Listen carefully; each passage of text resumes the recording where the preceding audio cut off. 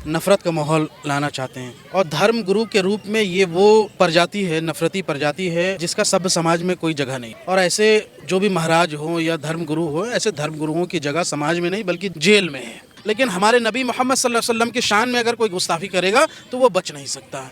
उनको कानून के सलाखों के पीछे होनी चाहिए। और मैं तो कहता हूँ कि गुस्ताखे नबी की एक ही सज़ा, फांसी की सज़ा, फांसी की सज़ा। जब तक गिरफ्तारी ऐसे नफरती चिंटुओं की ना हो जाए जो धर्म का लबादा ओढ़कर समाज में नफरत फैलाते हैं, तब तक हम खामोश नहीं रहेंगे। मुसलमानों का वोट महाराष्ट्र में लिया है और मुसलमानों के मुद्दे पर वो खामोश है। अगर पूरा विपक्ष एक मुश्त होकर के इस पर आवाज़ उठाए तो ऐसा हो ही नहीं सकता है कि ये गंगागिरी महाराज मलऊन जो है, ये कुत्ता जो है, यहाँ से गिरफ्तारी उसकी ना हो। क्यों मुसलमानों के यहाँ से सेंटिमेंट्स को चैलेंज करते हैं, बार बार उसको क्यों टीज करते हैं, बार बार क्यों उकसाने का काम करते हैं? ये सिर्फ इसलिए कि महाराष्ट्र में चुनाव है। जिसने हमारी नबी के शान में गुस्ताखी की, कसम खुदा की, मतलब आप ये समझिए कि मैं तो सलाम करता हूँ उनकी हिम्मतों का कि हुजूर के सदक़े में हमारी 100 जानें कुर्बान। किसी को परवाह है मुसलमानों को अपनी जान की? हुजूर के नाम के आगे किसी को परवाह नहीं है, लेकिन उसके बावजूद भी शांतिपूर्ण प्रदर्शन की बात करते हैं। देश में नफरती माहौल को बढ़ावा दिया जाता है मैसेज के माध्यम से, वीडियो के माध्यम से, और हद तो ये हो गई कि फिर से एक बार मुसलमानों को भड़काने की कोशिश की गई है। महाराष्ट्र के नासिक में एक धर्म गुरु ने प्रोफिट मोहम्मद सल्लल्लाहु अलैहि वसल्लम के ख़िलाफ़ अपशब्द बोले हैं, यानी उनकी शान में गुस्ताखी की है, जिसको लेकर महाराष्ट्र की अलग अलग जगहों पर विरोध प्रदर्शन भी हो रहा है और देश भर से ये आवाज़ उठ रही है कि ऐसे लोगों पर सख्त कानूनी कार्रवाई होनी चाहिए। हमारे साथ दिल्ली प्रदेश अध्यक्ष AIMIM के डॉक्टर शुएब जमी जी हैं, इनसे हम बात करते हैं। ये कोई पहला मामला नहीं है, इससे पहले भी इस तरह की वारदात देश में हो चुकी हैं। आखिर ये कौन लोग हैं और क्यों इन पर कार्रवाई होती हुई नज़र नहीं आती है? देखिए, हमारी पार्टी के सदर मोहतरम बैरिस्टर असदुद्दीन ओवैसी साहब ने बहुत मुखरता के साथ इस मुद्दे को उठाया और हमारे पार्टी के पूर्व सांसद इम्तियाज़ जलील साहब ने इस पर तहरीर भी दी है। दरअसल ये लोग वो हैं जो देश में नफ़रत का माहौल लाना चाहते हैं और धर्म गुरु के रूप में ये वो प्रजाति है, नफ़रती प्रजाति है जिसका सभ्य समाज में कोई जगह नहीं है। और ऐसे जो भी महाराज हों या धर्म गुरु हो, ऐसे धर्म गुरुओं की जगह समाज में नहीं बल्कि जेल में है।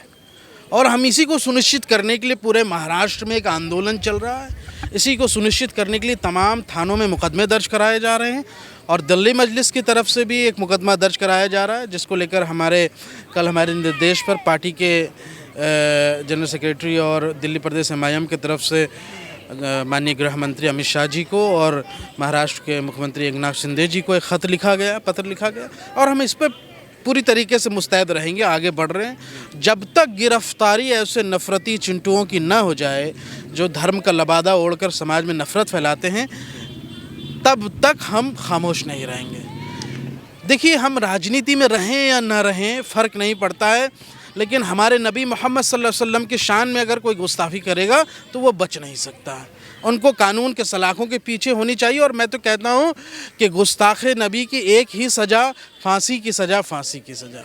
और ये होना चाहिए और ये कानून बनना चाहिए। इसलिए हमने इस मांग को लेकर पूरे महाराष्ट्र में आंदोलन हो रहा है, देश भर में भी ये आंदोलन होगा अगर यहाँ से गिरफ्तारी नहीं होती। जी, वहाँ की जो सरकारें हैं, एकनाथ शिंदे, जब ये विवाद चल रहा है तो एक ही मंच पर वो साझा होते हैं उनके साथ, और यहाँ तक कि उनकी पार्टी के सांसद वगैरह, विधायक वगैरह उनके पैर छूते हुए नज़र आते हैं, और इस विवाद के बीचों बीच जब लोग जो है उनकी गिरफ्तारी की मांग कर रहे होते हैं। देखिए, जनता जब सड़कों पे आ जाती है ना, फिर किसी राजा की बस नहीं चलती है। जिस दिन जनता ने यह तय कर लिया कि इनकी गिरफ्तारी होनी है तो कोई रोक नहीं सकता है। जनता की ताकत को शायद आप नहीं पहचान रहे। मैं पूछना चाहता हूँ ना, चलिए एकनाथ शिंदे और भाजपा तो मुसलमानों की दुश्मन है ही, उनसे आप कोई उम्मीद नहीं कर सकते, लेकिन जो मुसलमानों के वोट पर जीत के आए हैं, आज यहाँ से अगर उद्धव ठाकरे के ख़िलाफ़ कोई अपशब्द कह दीजिए, शरद पवार के ख़िलाफ़ कोई यहाँ से कुछ बोल दे तो यहाँ से लोग गोबर फेंकते हैं उसके ऊपर, घर के सामने खड़े हो जाते हैं एहतजाज करने के लिए। होता नहीं होता है, कोई बोल सकता है क्या? लेकिन दुनिया के 250 करोड़ मुसलमानों के लीडर मोहम्मद सल्लल्लाहु अलैहि वसल्लम के शान में गुस्ताखी हो जाती और इनके ज़ुबान से कोई चू तक नहीं निकलता। सवाल तो उनसे भी पूछना चाहिए जिन्होंने मुसलमानों का वोट महाराष्ट्र में लिया है और मुसलमानों के मुद्दे पर वो खामोश हैं। अगर पूरा विपक्ष एक मुश्त होकर के इस पर आवाज़ उठाए तो ऐसा हो ही नहीं सकता है कि ये गंगागिरी महाराज मलऊन जो है, ये कुत्ता जो है, यहाँ से गिरफ्तारी इसकी ना हो, और होनी चाहिए। और हमने मुखर्ता से इस पर आवाज़ उठाई है और उठा रहे हैं। दिल्ली के अंदर भी आपने देखा होगा जो इस तरह के यहाँ से नफरती लोग हैं, जो दिल्ली का माहौल ख़राब कर रहे थे, सांप्रदायिक माहौल ख़राब कर रहे थे, जब हमने कानूनी रास्ता अपनाया और जब हमने यहाँ से बड़ा काम उसमें किया तो वो घुटने टेक रहे हैं और रो रहे हैं। ऐसे ही इस तरह के लोग रोएंगे अगर यहाँ से मुस्तैदी से काम किया जाए। आप देखिए तो सही, अभी तो हमने शुरुआत की है काम की, आगे आगे यहाँ से एक भी नफरती चिंटुओं की जगह इस प्रदेश में भी नहीं रही। एक बात ये भी है डॉक्टर साहब कि पिछली मर्तबा जब ऐसा हुआ नुपुर शर्मा के साथ, तो देश को भी जवाब देना पड़ा था, फ्रिंज एलिमेंट बताना पड़ा था। तो कहीं ना कहीं देश की छवि जो है उसको धूमिल करने का भी काम हो रहा है, क्योंकि ये सिर्फ मुसलमानों का मुद्दा तो है ही, ये देश का भी मुद्दा है कि देश फिर किस तरीके का प्रतिनिधित्व करता है इस तरह के मुद्दों पर। देखिए, जिस तरीके से सरकारें इस तरह के अपराधियों को, इस तरह के यहाँ से नफरत फैलाने वालों को बचा रही है, देश धरातल की ओर जा रहा है और गृह युद्ध की स्थिति जो है यहाँ से बनती है। हम नहीं चाहते कि कोई कानून हाथ में ले, हम नहीं चाहते कि यहाँ से देश का माहौल ख़राब हो। हम एक ज़िम्मेदार पार्टी के यहाँ से प्रदेश अध्यक्ष हैं, मैं एक ज़िम्मेदार नागरिक हूँ और कोई नहीं चाहेगा, लेकिन जिस तरह की सरकारें काम कर रही है वो अपनी ज़िम्मेदारी से पीछे हट रही हैं। आप क्यों मुसलमानों के यहाँ से सेंटिमेंट्स को चैलेंज करते हैं, बार बार उसको क्यों टीज करते हैं, बार बार क्यों उकसाने का काम करते हैं? ये सिर्फ इसलिए कि महाराष्ट्र में चुनाव है, 2 महीने के बाद वहाँ पे महाराष्ट्र में विधानसभा का चुनाव होने वाला है और बीजेपी और उसके आरएसएस के लोग उसका इस्तेमाल कर रहे हैं। ये सिर्फ और सिर्फ इसलिए ये खेला जा रहा है, इस तरह के लोगों को सामने करके मुसलमानों को भड़काने का काम किया जा रहा है। और अगर यहाँ से ऐसी स्थिति बनी तो मुसलमान प्रदर्शन करने से आप कैसे रोक पाएंगे?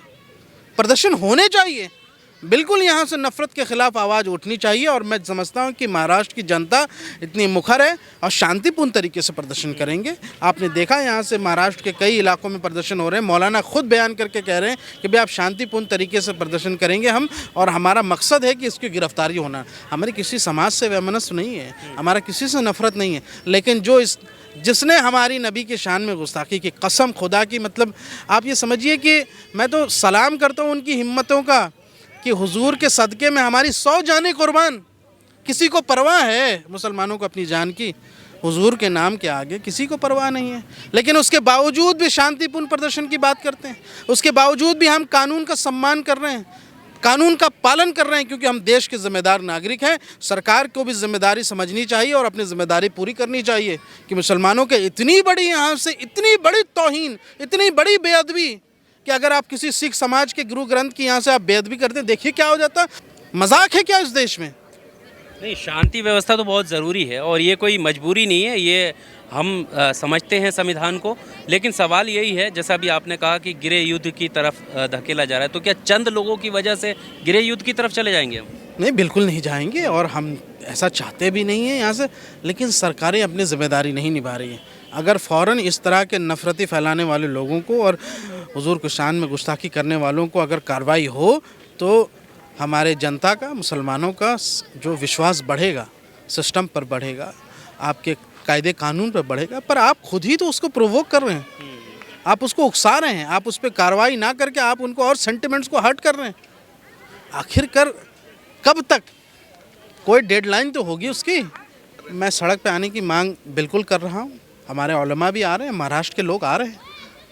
कोई दूसरे प्रदेशों में लोग अगर छुप के बैठे हैं तो इसका मतलब नहीं है कि महाराष्ट्र के लोग नहीं आ रहे, वो वहाँ का मुद्दा है। लेकिन ये तो ग्लोबल मुद्दा है, आप इसको एक राज्य से जोड़ रहे हैं। मैं इसको ग्लोबल मुद्दा मानता हूँ कि यहाँ से ग्लोबल आउटरीच होगा, इसका अंतर्राष्ट्रीय स्तर पर भारत की छवि खराब की जा रही है, धूमिल करने की कोशिश की जा रही है। और जो भारत की छवि खराब कर रहा हो, भारत सरकार की जिम्मेदारी कि उन पर त्वरित कार्रवाई करवाए।